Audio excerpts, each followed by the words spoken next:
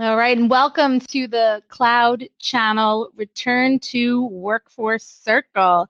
I am Allison Cohen, the Director of Live and Virtual Events for Women of the Channel at the Channel Company.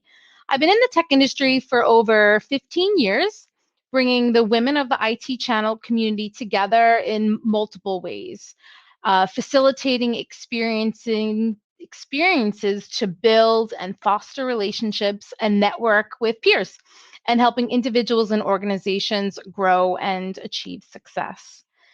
First of all, a huge shout out and a thank you to Chai and the entire Women in Cloud team for bringing us all together. So let's go through a little housekeeping on how to engage during today's sessions.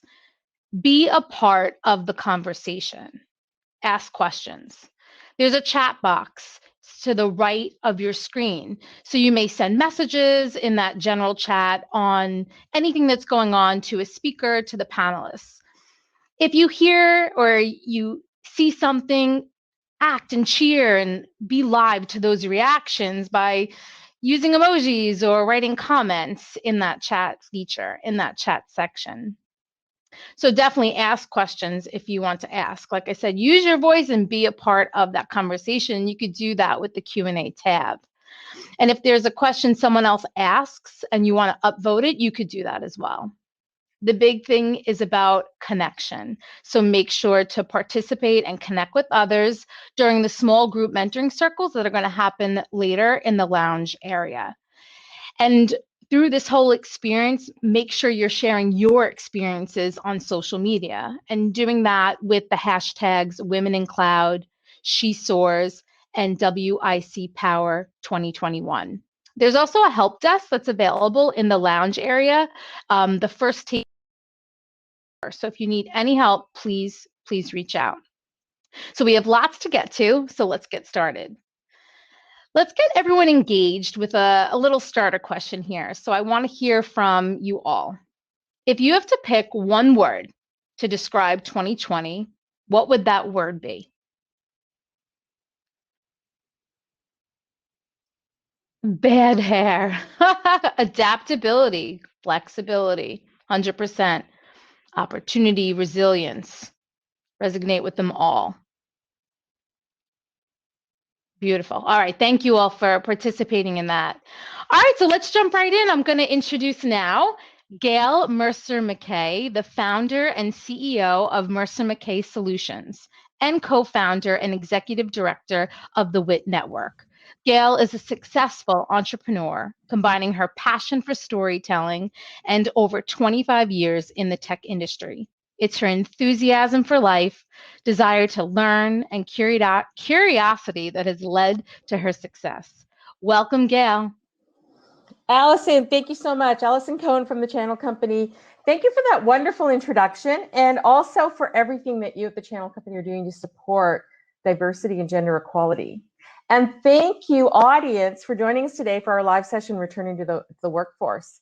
I was told by the producer in the green room just before we came on that there are lots of prizes that the conference has to give out, and I think we should give out one at some point during this session today. So, I think maybe one of the things is we'll have people watching the chat and watching the Q&A, and maybe the best question might get a prize, or maybe the most engaged participant might get a prize.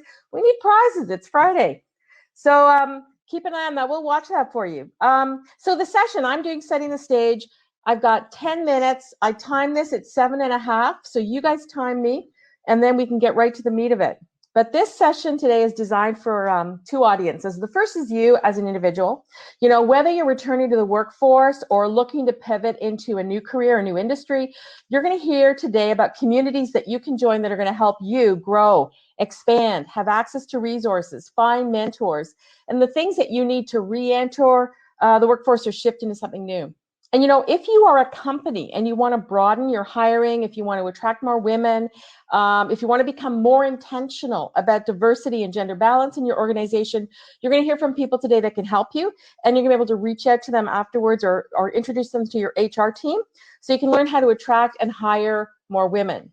Now, we all know the numbers. I mean, they've been quoted at several of the sessions. We've been hearing them a lot. If you're reading the press or in all the press, 140,000 women in December alone left the workforce because of COVID. I mean, we were behind before COVID, but COVID has reversed our progress back to the 1980s, they're saying. And we don't want 40 years, another 40 years to change those numbers. But what we do need to do, all of us, we need to foster our culture so that together we can accelerate the reversal back. You know, there's so many women that are struggling, and you may have stepped out of the workforce for a time, and now you feel you're not sure how to position that gap on your resume. Maybe you've worked in an industry that is changing or shifting, and you suddenly find yourself irrelevant. And I don't mean that you're irrelevant, but you feel like you're irrelevant. We all suffer from the imposter syndrome, don't we? And we are all fearful at many times. But what we need to do, it's about shining a light, having a conversation, and ensuring that there's programs and resources to support all of us who want to change, make a difference, and change what's happening for us in the workforce. So I'm going to do it. I'm a storyteller, so I'm going to share a couple stories with you. The first story is personal. It's mine. I spent my entire career in IT sales, and it was a great career, but near the end of it, I felt stale. I wasn't even motivated to do it any longer. Getting out of bed in the morning was depressing. I just wanted to pull the pillow over my head or the covers over my head. I could not bear the idea of selling technology for another 10 or 15 years. And I remember one day just sobbing to my friend that I couldn't take it anymore, that I didn't have, but I needed to work. I needed to make money, but I didn't have the skills or the knowledge to do anything else. And so that sobbing conversation, whenever you say anything out loud, it becomes a prayer. And the universe loves to answer prayers, because 3 months later, I was fired from my job as VP of sales at a software company. And I was shocked to be fired. And I knew that I could get another job, ultimately as a salesperson, but I no longer wanted that job. I would just be trading logos on a business card. And have you guys ever felt that way? Have you ever been in a job where you're going, I can't do this anymore, but I don't see any other option? I don't know if anybody feels that way. But the good news for me is that the company that fired me also owned my BlackBerry and my computer, and I had to return them. So for 2 weeks, I was completely drove actually down from Canada down to Alabama. I went camping, I played golf, and I journaled every single day. Stream of consciousness journaling, where you're not reading, you just don't read what you write, don't think about what you write, but just stream of conscious. And at the end of 2 weeks, I stopped and read that journal and realized that what kept jumping out at me was writing. I wanted to do something with writing. I had no clue that would look like. I didn't feel like I had any skills or background or any credibility that I could use to bring as a writer. And yet, over my lifetime, volunteer service, other things I had done, and many of the skills that I gained in technology sales were perfect, set me up perfectly to move into content creation and content writing for marketing. And that's transformed into the successful business that I have today. But here's a second story for you. My son has been in the restaurant industry his entire life. He started as a line cook at my sister's Italian restaurant, and he worked his way up the chain to become a troubleshooter at a well-known restaurant chain, where he would go in, get sent in to turn around underperforming restaurants. He was doing fantastic. And ultimately, he decided he wanted to build his own and open his own high-end catering industry. So that was fantastic. But guess what? His first catering engagement was booked for last March 2020. Of course, it never happened because the whole world shut down for COVID, and he was devastated. But my advice to him was, this is a gift for you.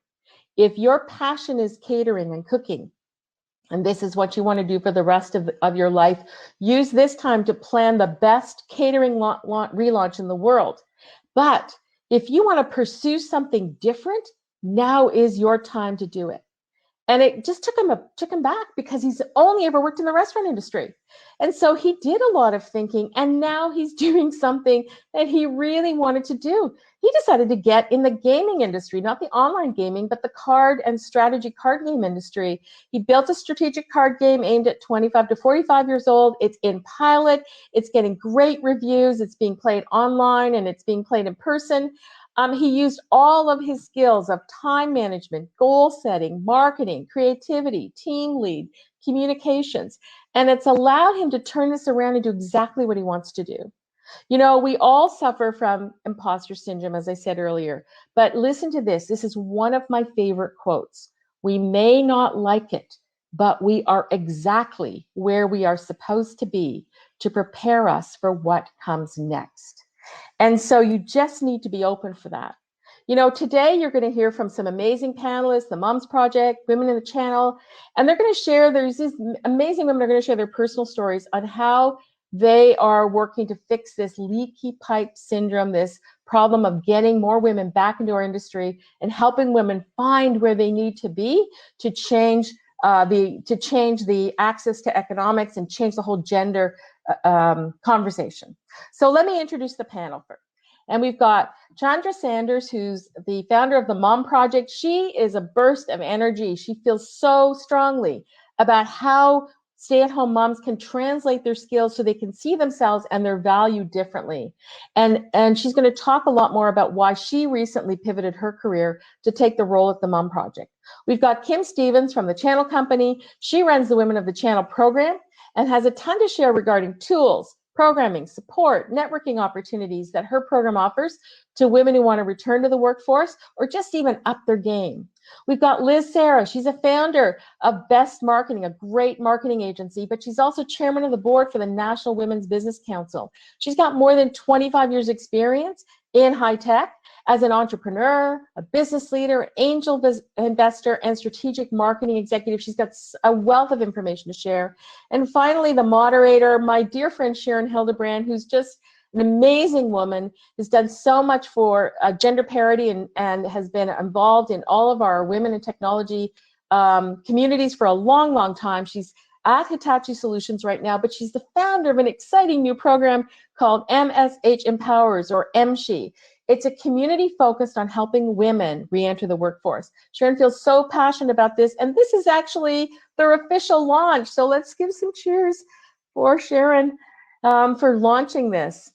And at the end of this panel session, we want you as the audience to engage in one or two ways. You can join Women of the Channel or the Mom Project or MSHE Powers, or you can share the opportunities with women in your own network.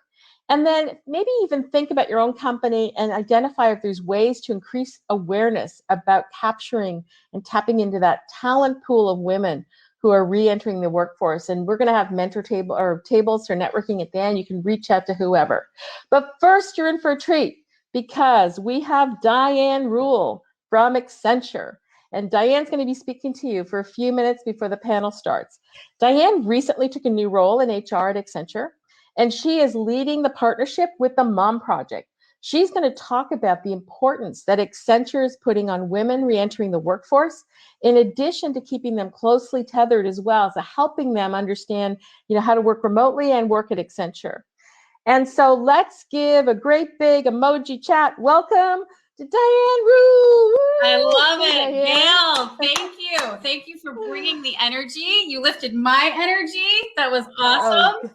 And I love the way you did the storytelling. That was very much right up my alley. So first of all, thank you everyone for spending Friday afternoon / evening / morning. I know we have people who are here from around the globe with us today. There are moments in time where you just feel like things are very serendipitous. I've been using that phrase a lot recently, because I was asked to speak during this session, kind of a little out of left field a few weeks back.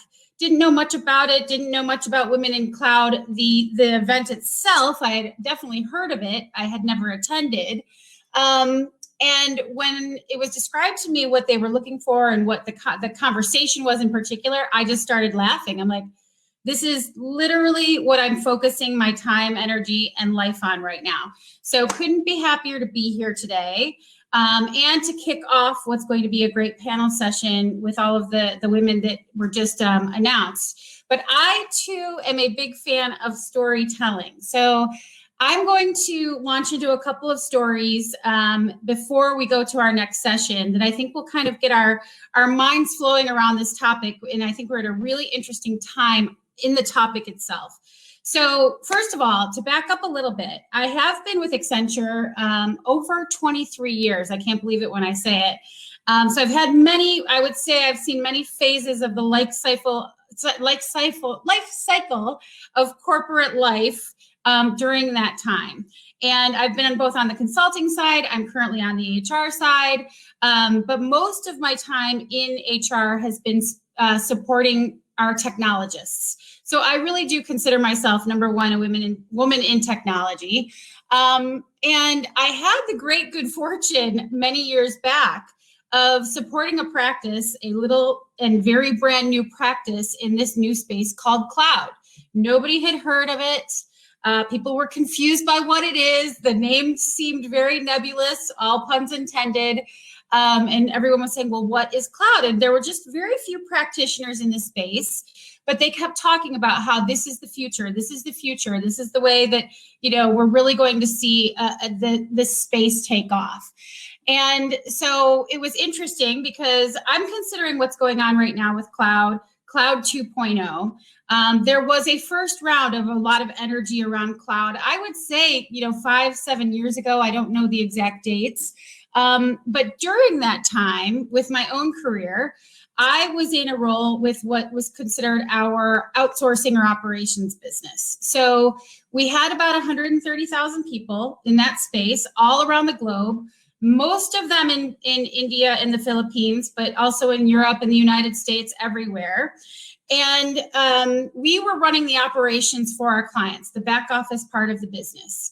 But if you remember that time, if you think back 5 to 7-ish years ago, it was also a great time of automation, right? And so automation is a scary thing, or it was a scary thing to HR practitioners and probably for a lot of technologists as well. Because it was very much equated when it was first described as a place that was also going to take away jobs, right?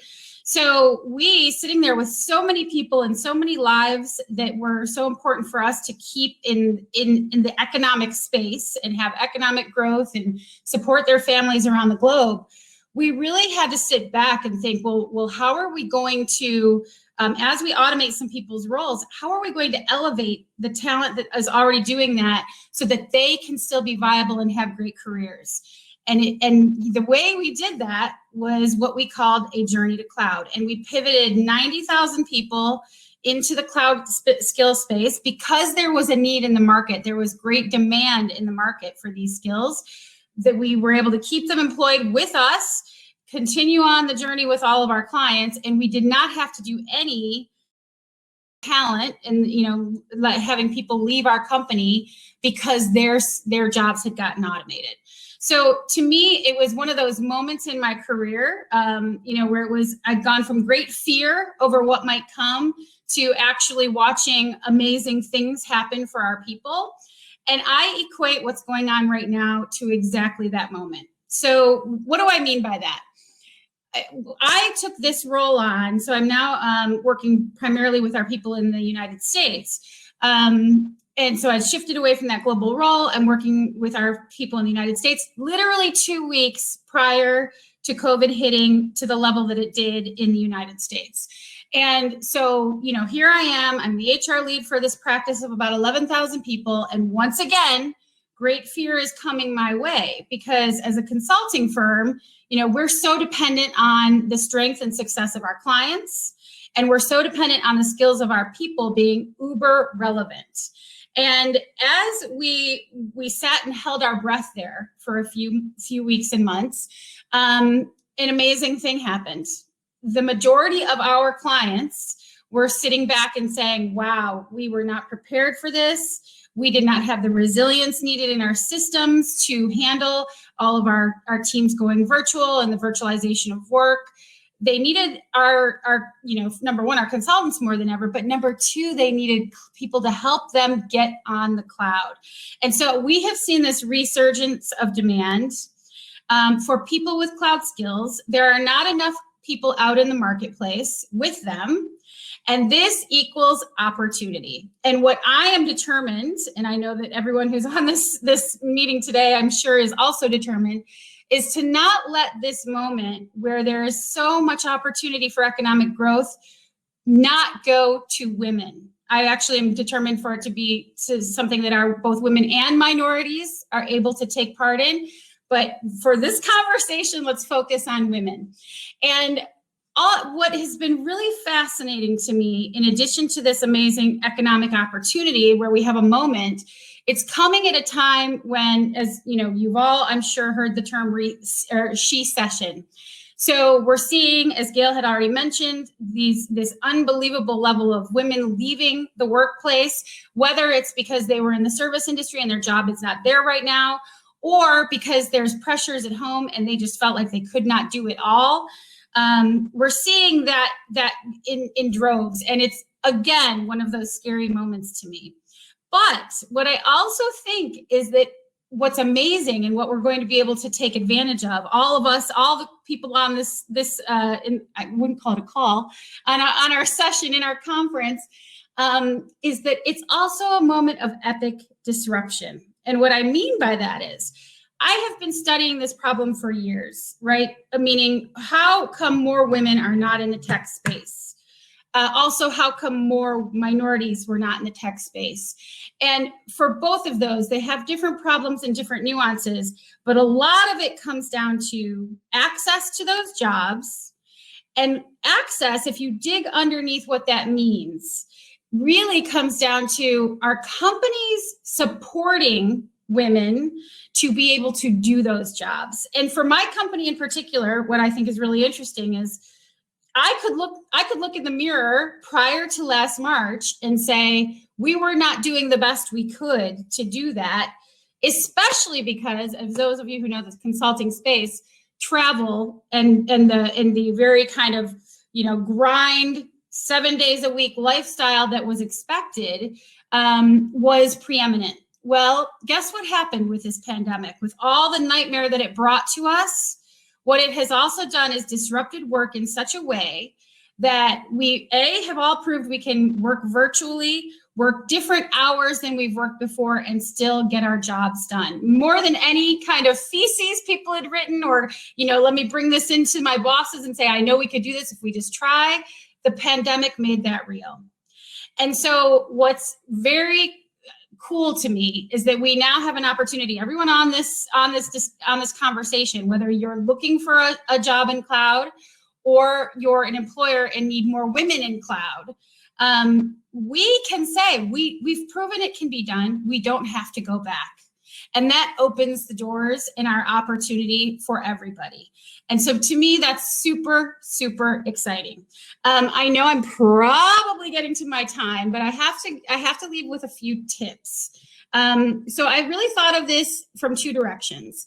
Number one, if I'm talking to those of you out there who are employers, right, or in a space where you can employ more women in the cloud space, here is what I ask of you to absolutely do to help make sure that we can get more women here. Number one, when you have when you're looking for women to join you, are they looking around and seeing other people like them? So, when you have your interview team and the people they meet in the office, that's critical that they feel like this is a place that they can feel comfortable. Number two, and this one was a real aha moment for me. How about your job descriptions, right? Have your job descriptions been written in such a way that 80% of women are going to look at that and say, I don't fit that criteria. That's not what I'm going for. What we're trying to do here, and I advise everyone to do, is lift those up a level. Take off, it's the 80-20 rule. Get it 80% of where you want it to be. The 20% you can train, learn, grow, develop, and you will open the door to more people. And number three, are your policies women friendly? Are they people friendly, really? Because I think both men and women desire the same things. But as I had mentioned, we now have time, because what had happened since last March is we've all adjusted, but we think we've adjusted temporarily. Why can't we adjust permanently to the way we've been doing our work? And again, that just completely opens up the door for more people. And so then for those of you who are out there who are looking to get into this space or trying to break into specific companies, the time is now. We need you more than ever. My number one piece of career advice anytime people ask me is to go where the growth is. Well, the growth is here.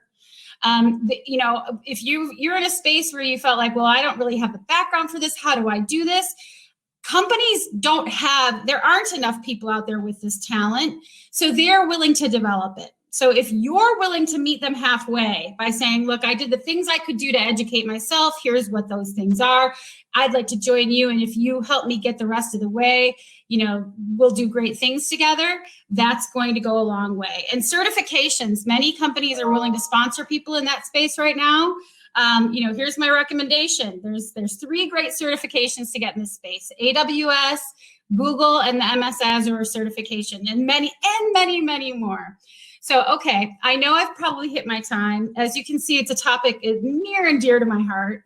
But let's turn it over to the panel. And before we go there more formally, I do want to share a little bit more about Sharon, who's actually the one that pulled me into this conversation. So I'm happy to be able to brag about her for a few minutes. So number one, super excited to bring her to the stage. Sharon has served as a business development leader in the tech industry for 25 years. And as Vice President of Alliances for North America, Sharon ensures the Microsoft and ISV relationships are tightly managed and empower Hitachi's field with programs and tools to support customer growth. She's committed to women in technology initiatives, proven by everything she's done on her long resume, which I just love, and has served as president of the Chicago WIC chapter and is currently a regional leader for the WIC network. And as a member of Microsoft's Women in the Channel Committee, she is helping to lead an inclusive work environment initiative. She's founder of the MSH Empowers community and is working to grow the number of women in leadership roles, as evidenced by everything going on here today. So Sharon, over to you.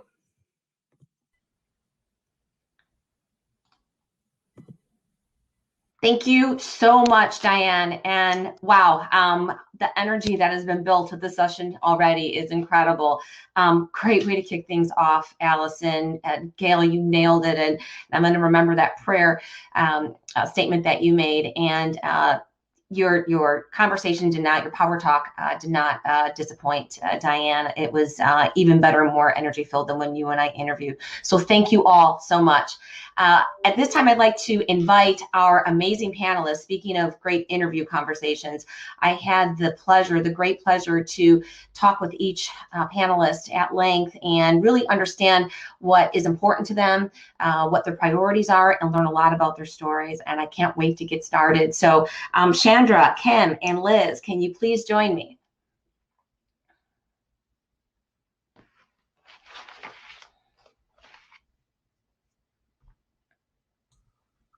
Hey there. Hello, welcome, ladies. Hello. Everyone join me in welcoming Chandra Sanders, Liz Sarah, and Kim Stevens. I know you've already heard their amazing backgrounds and bios, so let's go ahead and just start the panel conversation. What I'd like to do is kick things off with you, Chandra.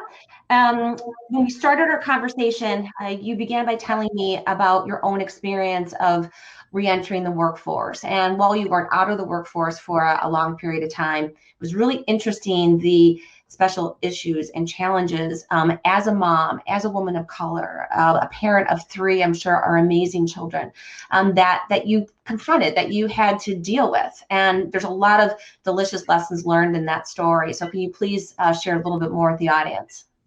Of course. There were many times that I had to hide the fact that I was a mom because there are many stereotypes and biases associated with that, such as like having to take off from work, not being available after hours, and the list goes on. So I felt the pressure to hide a part of who I was because a lot of times I was working around men who didn't understand my need for work-life balance. Also women who hadn't had the chance to be a mother yet. So all those sorts of pressures allowed me to, or made me shrink a part of myself, the most important part of myself, the part that I'm a mom, a woman, and there's so much power in that. A couple of years ago, while entering into the tech space, I just decided to own who I was. Like, there's no more hiding that. Being a mom, being a woman of color has made me who I am, and it's a very powerful thing. And I take all of the experience of both being a mom and a woman of color, I bring that to the workplace, and I use that in order to fuel my passion, fuel my company, and fuel the mission. Yeah, I absolutely love it. And in our notes, and thank you for bringing up owned, because I had that in capital letters. You had also mentioned that you weren't going to apologize for who you were in your circumstances. And you actually took that part of you and you turned it into a positive, which we're going to learn a little bit more about your current role later. So thank you for that great answer. I'd like to move on to Liz now. And we started our conversation with a deep dive into what you do right now at the National Women's Business Council and what your responsibilities as chairman of the board are. The mission and the purpose of the council are great, but what I really found interesting were the 3 top priorities that you and your team are focusing on at this time. Can you tell us a little bit more about those? Sure. So the council, for those that haven't heard of it, and I'm sure there are many that haven't, and one of our goals for this year is to raise our visibility. We're actually a federal agency based in DC, and we totally and 100% have one mission, which is to advocate for women business owners and female founders. So rather than looking at workforce issues, we're looking at entrepreneurial issues, and we're looking at what are the challenges that are holding women back as they're trying to get their startup off the ground, or as they're trying to grow the company that they already have in place. So as an entrepreneur myself, co-founder of a couple of software companies, I took my experiences in starting those companies and trying to raise money and trying to hire people and trying to, grow the business over the years. And I said, many of the challenges that I faced are still very common today. One, access to capital. So that has become one of our major 3-pronged, areas of focus.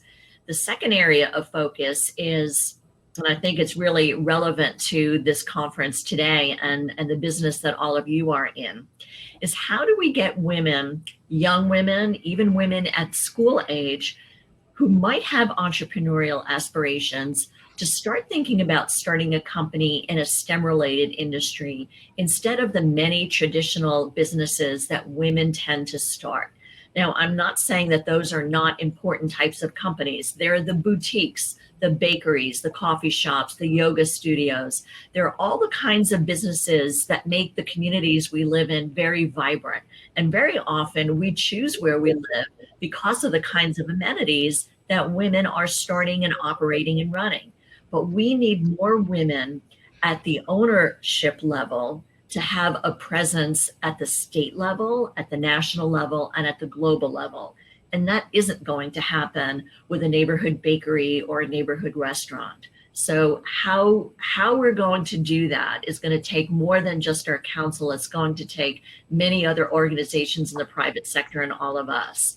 And then the third area that we're focusing on is how can we help women that are located in rural communities get those new businesses going and grow those businesses that they have in place, because they don't have the resources that many of us who are living and working in big cities from Boston to Dallas to Los Angeles have. They don't have the networking. They don't have the support centers. They don't have the angel investor groups to help them with that early seed funding. So those are the 3 areas for the last 3 years that I have been chair. We have been focusing on recommendations. So as a council, it's our role every year to come up with very specific policy suggestions to Congress, to the White House, to other federal agencies, including the SBA, on things that they can do. And for this particular council, this term, it's many ideas in each of these 3 areas. I love that overview, and there's actually more to come, everyone, based on what Liz was shared, but it was so enriching to know that this services out there, and knowing that your priorities and the energy behind driving them forward is top of mind. So thank you. All right, let's move on to Kim. And, Kim, one of the great things that we talked about, especially with the reentering the workforce kind of focus and mission of this session, it's a good time, a great opportunity actually to pivot on your career, to maybe do something different. And while we did have a chance to talk about your career journey and how you landed at the channel company, before that, you shared some really interesting insight about how you started your career in technology, and yet you weren't very passionate about tech. So the journey has a really cool thread to it and lessons learned. So I know that the audience would love to hear more. Oh, I appreciate that, Sharon. I'm just so glad to be amongst these insanely amazing women. So, yeah, so my journey, so I worked, let me step back. My dad worked for IBM and his dad worked for IBM. So I was a third generation. I thought, well, I have to work for IBM. That just makes sense, right? And so I graduated with a computer science degree, got a job at IBM. I had no idea what I was going to be doing. And by the way, although I could do the computer science, I could program, I did not like it at all, but I didn't know what else to do, right? So I thought, well, this is what I'm supposed to do. I'm supposed to follow in these footsteps. It's a family legacy. So I went and I got a job as a systems engineer at IBM, and I could do the job, but I didn't really love it. And at that point, there was a moment where IBM was making a strategic change where all of their pre-sales engineers had to charge for their time. And I thought, gosh, that's just pushing me deeper and deeper into this technical field, which again, I could do, but I so did not enjoy it. So I made this, I call it a religious change, to go into sales, which I don't know why, I just had this bad taste in my mouth about sales. And I'm like, I don't know if I want to do this, but I did it. And I did okay. I was able to provide for the family. And I have just sort of, I would say it's been a crooked road, but in a beautiful way, where I was doing sales and I was successful at it. And then I just sort of got into, I just call it a rut. And somebody said, well, why don't you talk to this woman she does channel management? And I'm like, what's the channel? I had no idea what that was. And I met with her, and she, to this day, was so influential in my career and my journey. So I made the change to go into channel, and I've just been there for the last 25 years or so. And I've done so many different things. Usually, you'd progress, you'd be a sales rep, you'd crush that, you'd be a sales manager, maybe move on up from there.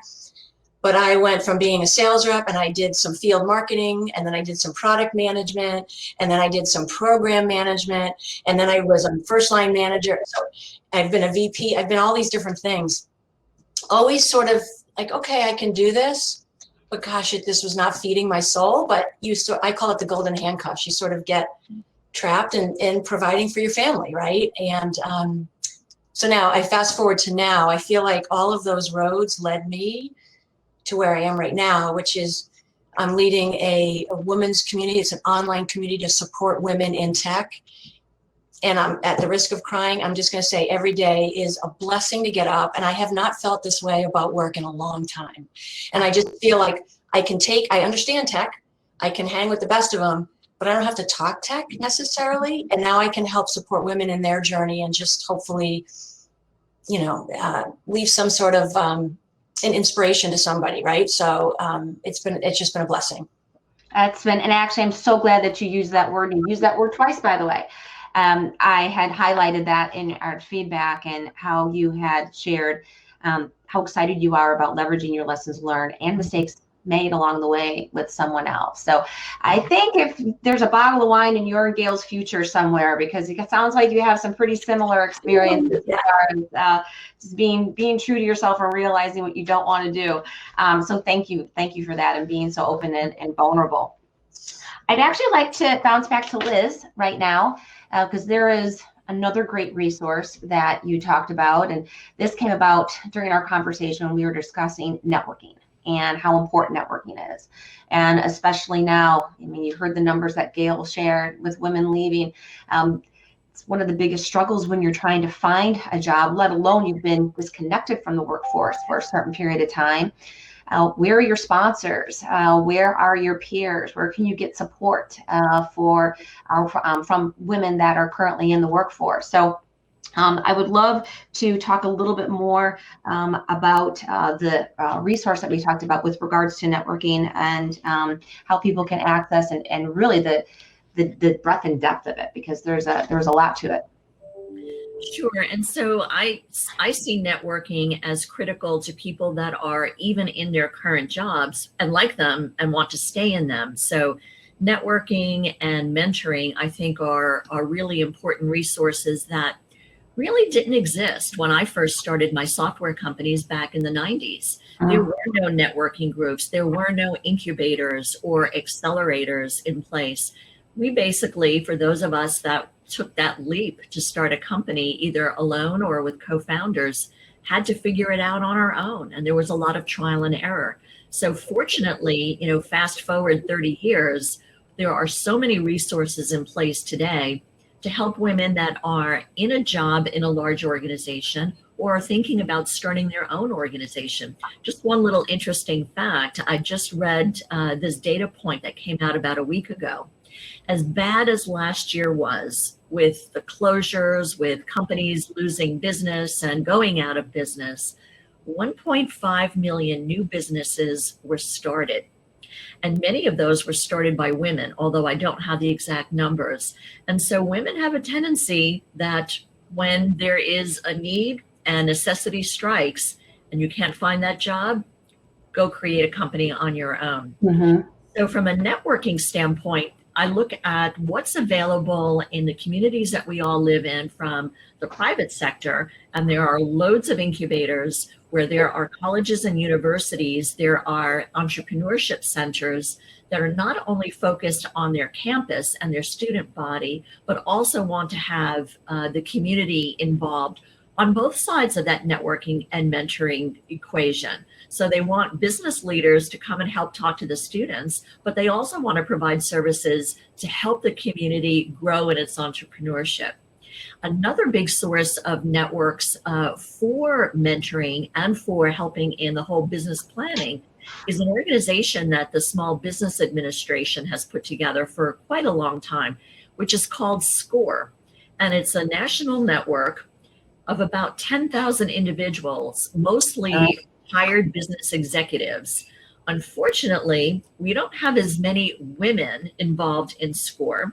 And we are, as a council, encouraging that SCORE organization to step it up in bringing more women, bringing women of diverse company backgrounds into that network, because the important thing that we hear as we've been doing roundtables around the country with women business owners and the support systems to small businesses is that women need to see a role model that looks like them. And so often the mentors that a lot of these large agencies have in place are just too many retired white men. And when I look at the difference between the women that are of the 20 and 30-year-old generation, that is not the role model that is going to resonate with them. And I'd like to put encouragement to everyone that's in our session today to think of yourself as a role model and a potential mentor. You don't have to be 50 or 60 years old. You don't have to be the founder of a company that's $100 million in sales. The things that you have learned to get to where you are things that someone 10 years or 20 years younger than you could benefit from. Yeah, what a beautiful way to close out your reply and your response. And I am really just, my heart is melting as I read the comments in the chat window. So thank you, everyone, and keep them going. All right, so on to Chandra again. And earlier, in your opening response, you were vulnerable and shared your plight, about how you weren't afraid to put yourself out there. But you had some other interesting insights around the skill sets and abilities that, as a mom, you bring to the table. And as mothers, I think it's important that we be reminded of these skill sets. And then as potential employers who are also in the audience, be aware. And I think just overall, when it comes to working moms or coming back to the workforce after having done one of the hardest jobs, really raising a family, there's some qualities there that can't be taught. So can you share kind of your insight and opinions on this? Of course, and I'm extremely passionate about this topic. So honestly, moms are the CEOs, the COOs, and the CFOs of their families. There are so many transferable skills within the role of a mom that you can actually go and do any job. I've used all of my skills, which is why I decided to own who I am, own that I'm a mom, because it's powerful. We're the ultimate problem solvers, the ultimate program and project managers. We are mediators, we're conflict resolvers, we're everything. So there's not a role in a company that we can't add value to. I know oftentimes that we've been undervalued, but it's time. Now is the time. We are needed in the workplace today, and we have a lot of valuable transferable skills to offer. We just have to own that, own everything that we've learned in our pause. Just, when you become a mom, that's a certain level of growth. Within that growth, you take it and you use it and you transfer that into the workplace. So again, we're the ultimate CEOs. We're the CEOs, the CFOs, and the COOs of our homes. And if we can do it at home, we can definitely transfer that into the workplace. Yeah, and what I hope, and thank you, that was one of my favorite parts of our conversation, that working mothers or women going back into the workforce, that channel that and have it be a confidence builder for you, as compared to, I have a gap in my resume and I don't have there's also a technical gap in my skills, or I don't have the experience after being out for 3, 5, 10 years. Look what you've been doing. And I would love women to just remind themselves of that and create this mantra and use that to actually empower and fuel you when you are starting to lack some confidence with pursuing the next job. So great. So I would now like to go to Kim. And, we talked quite a bit. And I love the conversation, the story about your dad, the connection to IBM. You had a story about being at IBM and pivoting, and you had some pretty strong, I'll say some strong opinions about managing your career as you went ahead and rose your hand, spoke up because you weren't happy in your role. But I'd like to go a little bit deeper on the pivot piece, if you wouldn't mind. And when you were directed to the channel role, it was something that you had not done before. And there's a word that you used a couple of times that I'm going to remind you if you don't bring it up. But you manage the fear of, and I'll let you fill in the blank, see if you remember from our conversation, but I really appreciated and respected you talking about managing the fear of, do you remember the name? Failure. Failure, yes. You're managing the fear of failure. So can you go ahead and talk on that some more? Yeah, absolutely. So my folks raised me to just believe in myself. And so there was a part of me that just felt sort of open-minded to changes. So, going from, let's say, a sales position to, say, a marketing position, to me was not unusual. I'm like, why couldn't I do that? And so I was open to that. But I tell you what, though, there was still that other side of me that was like that little voice, that darn internal voice that would whisper some nasty things to me, like, oh, you can't do this. What are you doing? Who are you kidding? Right. Mm-hmm. And so I still moved forward, but there was always that inner voice. And so one of the things that I have learned is that my journey is different than anybody else's, and it doesn't make it better or worse than anybody else's, right? It is the journey that God put me on, and I'm going to pick up things as I go. I learned things from people that I would never do. I've worked for managers where I'm like, okay, mental note, never going to do that.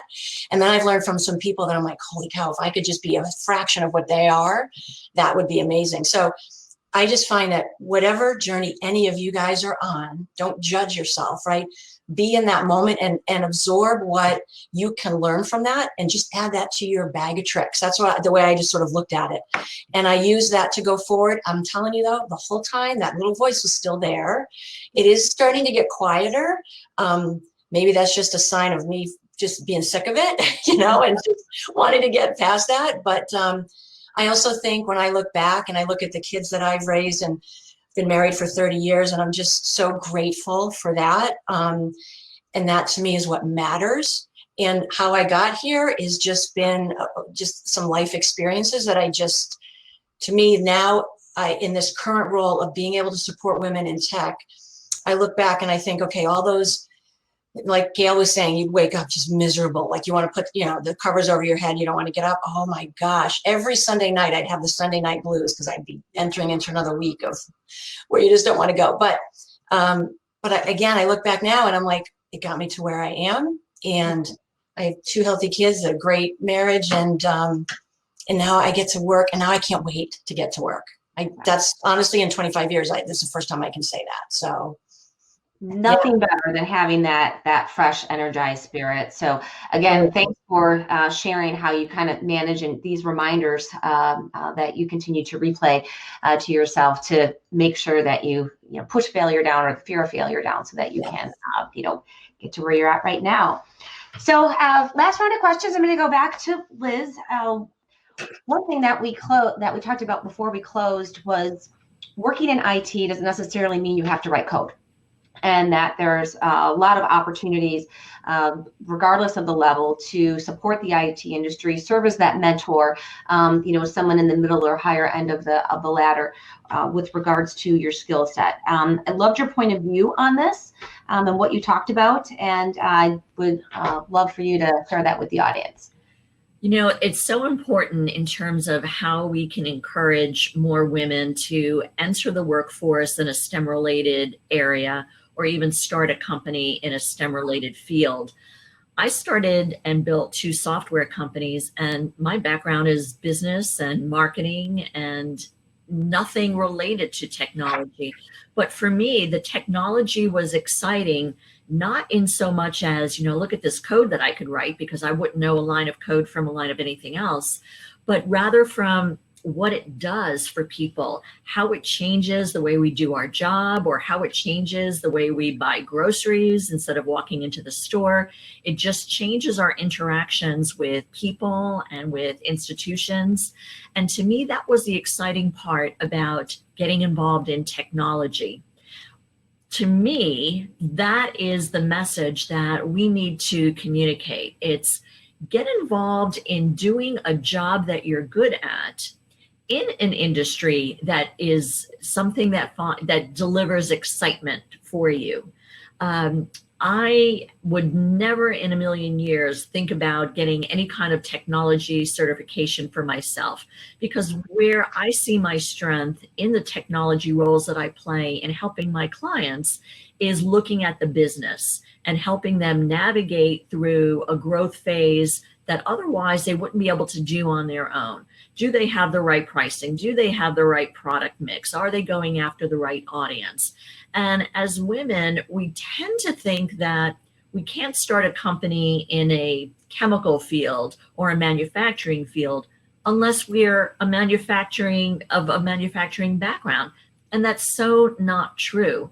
And so I think we need to broaden the definition of what it means to be a founder, to be an entrepreneur. And it's assembling a team that delivers the skill sets of the things that you lack. Mm-hmm. Yeah, absolutely. You don't have to know it all, and actually it's better if you don't, because you want that pool of diverse opinions and insight. And thank you for sharing that. There was one sentence I quickly wanted that you shared that I'd like to share with the audience. You said what I thought was really special about your answer was your openness about why you love technology. And it's not because you like to deliver, but because this appreciation you have for what technology and how technology improves our lives and impacts our lives. So quick challenge from Sharon is for those of you that are mentors or talking to women that are nervous about the technology industry or because they don't have tech skills, be open-minded and encourage them. The technology industry needs lawyers and finance people and salespeople and HR. And we can show up in the technology industry in a leadership role in non-tech positions as well. So Chandra, to go on to you, actually, I'd like you to give a quick plug on the Mom Project, which is an amazing organization. However, there's a question, there's some good votes. So I'd kind of like to couple your quick commercial for the Mom Project. One of the questions targeted to you is, they'd be interested. I would be interested in knowing Chandra's position on the concept that childcare is actually infrastructure that is as important as roads, hospitals, buildings, and power supplies. Of course. The Mom Project, very near and dear to my heart. It's a leader for helping businesses attract and retain female talent. We have a community of over 350,000 women in the platform currently, and we're connected with over 2,000 companies. And we're honestly building a better workplace for moms who so often feel undervalued and are often underrepresented. To answer the question about the childcare and infrastructure, I wholeheartedly believe in that. It's going to take some time because honestly, people have just started valuing moms. So it's going to take a little bit of time to actually bring it full circle to actually start valuing childcare too. I think that we will work together to do both. There is a lot of work to be done, but we are on the road to make progress there. Okay. Actually, there's another two-parter. It's asked, what changed or motivated you to bring your entire self to work / how did you find the courage to break the fear? You've been very proud and brave about being authentic and not apologetic about being a mom. I think after I had my last child, who's 3, every child, I feel like every time you have a kid, it brings a certain level of growth. And so you become a different person. And I decided after that, I haven't worked in an office since 2017. I've been a consultant, but I did travel. But to be in an office 8 to 5, no, that just did not fit my life. So I just decided to own who I was. And if a company didn't appreciate me, then that just wasn't the company for me. So I just valued myself more and valued what I wanted and what was most important to me over just making money. Right. Great. Thank you. So we are at time, but I see there's some really great questions in here in the chat window, in the Q&A window. So what I'd like to encourage everyone to do, because I'm now going to introduce our session sponsor, Meg Johnson, then we have 30 minutes. You have all 30 minutes with this amazing women, with Allison, with Gail. So I'm going to recommend that we take your questions, any questions that weren't answered, and when we are in the networking lounge, go ahead and seek out your panelist or your speaker and have that conversation or that dialogue. So right now, however, I would like to hand the mic, the virtual mic, over to Meg Johnson, who works at Hitachi Solutions. She's a business manager, and I have the pleasure and delight to work with this amazing woman every day. She's extremely passionate about women in technology, and then also advancing the agenda of a diverse workforce. I'd like to add that this young lady hasn't been a mom yet, but she single-handedly changed because she saw that there was a problem with our maternity leave policy, and she single-handedly brought the issue to our president and created a huge wave of motion. And we're changing it now because of Meg. So Meg, couldn't be more proud to work with you. And Mike, over to you to give the sponsor remarks. Thank you, Sharon, for such a kind introduction. The feeling is mutual. I'm honored to work with you every day. Thank you also to our panelists, Chandra, Kim, and Liz. Thank you for sharing your stories and opening your hearts to us. I know that this is an emotional topic, and I love to hear everyone's stories. So like Sharon mentioned, I'm a business manager at Hitachi Solutions, and Hitachi is proud to be one of the many sponsors of the Women in Cloud Digital Summit, and specifically the sponsor of this inspiring conversation. Hitachi Solutions is a global leader dedicated to delivering competitive end-to-end solutions on the Microsoft platform. We work across all 3 of Microsoft's clouds, and we're unified by our commitment to help customers realize and implement their goals. At Hitachi, we are problem solvers at our core. We offer deep industry expertise combined with decades of experience providing high-value solutions that deliver rapid return on investment. We also have over 60 openings, so if you're interested, come on over and talk to Sharon or I during the networking time. There's also our job postings are on the Women in Cloud homepage for the website under the Cloud Jobs tab. So this moment is particularly special for me, as I was one of the few people from Hitachi that had the chance to attend the WIC Summit last year in Redmond. And the group and I were so inspired by the speaker sessions and the collective energy that we were committed to bringing that same energy back to Hitachi. This manifested into the formation of Kansai Women, a group created for women and allies at our organization. What started out as just 10 of us sitting around a table and sharing our stories in the ballroom has now grown into a community of over 100 women and men just basically 1 year later. Kansai Women has 4 main focuses. So we focus on recruiting more women into our organization, leadership and development training for the women who are already here, and connecting with our outside community. We've also started a formal mentorship program with over 50 participants. One of the highlights of the past year and of our program was certainly a conversation that we moderated on parenting during the pandemic. The feedback we received on that event from women and men alike at all different levels from the company, it just really put a spotlight on why this community is so important and the power of vulnerability. I'm so happy to be here again with you all this year. Hitachi Solutions feels privileged to sponsor the WIC Digital Summit this year. So now for the next 30 minutes or so, you will have the opportunity to interact with all of the panelists and speakers that you heard from today's session. We'll all head back into the lounge now, and feel free to move around about tables by double clicking like you've done before. And remember to have your mic and camera on to engage. And then we'll come back at the end of the time to hear closing remarks from Allison Cohen.